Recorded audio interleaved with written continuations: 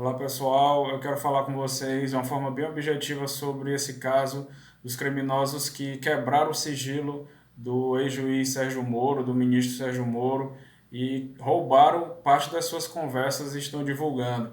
E eu quero falar com vocês 9 pontos, né? 9 pontos em homenagem à sentença que condenou o ex-presidente Lula sobre esse caso.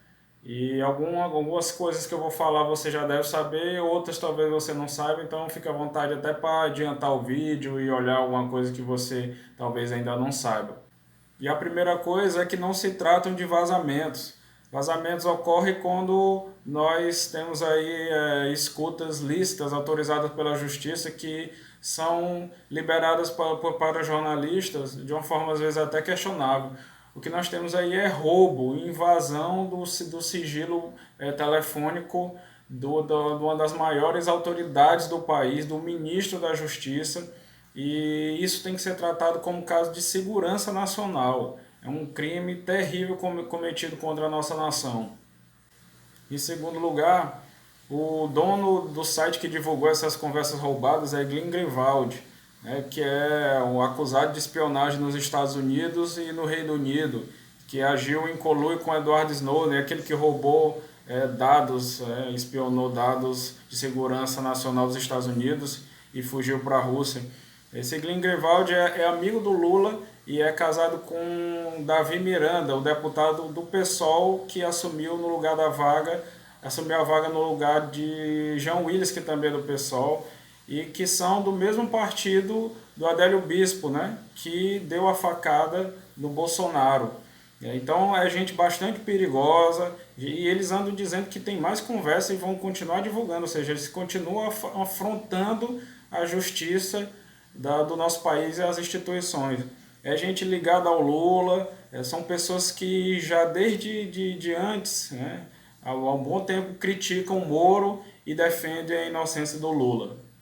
Em terceiro, dá para perceber claramente que o crime organizado está agindo de forma ainda mais criminosa para tentar proteger o Lula e para prejudicar a Lava Jato e o ministro da Justiça, Sérgio Moro. Em quarto, os trechos da conversa foram editados e tirados do contexto. E mesmo assim eles não mostram nenhuma ilegalidade, são apenas conversas entre procuradores e entre o Deltan Dallagnol, que é o procurador-chefe da Operação Lava Jato, e o então ministro Sérgio Moro. Em quinto, o Moro ele não cometeu nenhuma ilegalidade. Em nenhum momento ele orientou o Dallagnol. Ele não fala em nenhum momento sobre um caso específico, sobre um processo específico. As conversas dele são sobre questões gerais da Operação Lava Jato. Em nenhum momento ele fala assim, olha, coloque isso no processo que eu julgo dessa forma, escreva isso que eu vou colocar dessa forma. As conversas têm até um tom informal. E outra coisa, Moro já negou vários pedidos do Ministério Público. Se fosse um conluio, ele tinha acatado tudo. Né? Portanto, as conversas não ferem o Código de Ética da Magistratura e nem o Código de Processo Penal. Sexto, conversas entre juízes, advogados, promotores e procuradores são absolutamente rotineiras. Você pode ir a qualquer fórum, a qualquer tribunal, que você vai ver advogados adentrando em gabinete de juízes. E é para falar sobre o quê? Sobre a novela da Globo? Claro que não. Isso é a coisa mais comum e rotineira. Procurador também conversando com o juiz.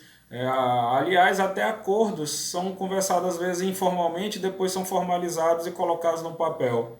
Sétimo, ainda que fosse descoberta alguma ilegalidade, que tivesse alguma prova contra Moro, as provas e a condenação contra Lula, elas foram mantidas foram corroboradas por três desembargadores federais na segunda instância e por quatro ministros do STJ na terceira instância, nos dois casos por unanimidade.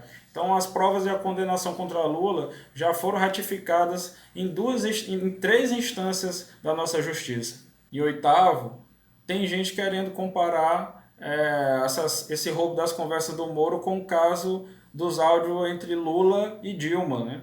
O que é absurdamente diferente. No caso da Dilma, as escutas eram listas autorizadas pela justiça e foram divulgadas. E não era o celular dela, não foi o celular dela que foi interceptado. Já no caso do Moro, houve roubo, houve quebra do sigilo dele de forma ilegal e criminosa. São dois casos absurdamente diferentes e a questão não é simplesmente divulgar, a questão é como obter essas conversas. Nono, os críticos do Sérgio Moro estão num paradoxo difícil, porque vamos considerar que Moro tivesse feito tudo errado e tivesse feito tudo de forma ilícita. Ainda assim, as provas conseguidas contra Moro, né, obtidas contra ele, teriam sido obtidas de forma ilícita, de forma ilegal também. Então, admitir que essas provas valem, mesmo tendo sido conseguida de forma legal, é a mesma coisa de admitir que tudo que o Moro tivesse feito de legal também vale.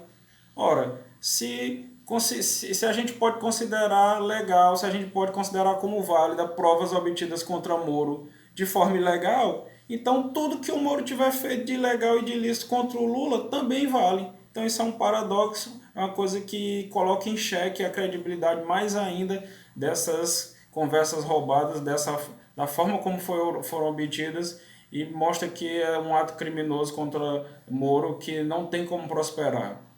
A verdade é que não há prova nenhuma contra Moro, e Moro é a figura que tem maior credibilidade, mais benquista do país atualmente. Ele tem mais credibilidade até que Bolsonaro. E por isso estão fazendo de tudo para prejudicar, porque ele foi a pessoa que colocou gente grande na cadeia, desde o Beiramar até o Cunha e o Lula. E por isso que vão tentar de tudo para fazer, mas nós continuaremos defendendo a Lava Jato, o Moro e a justiça e as instituições do nosso país. Se você gostou, compartilhe, divulgue esse vídeo e se inscreva no meu canal.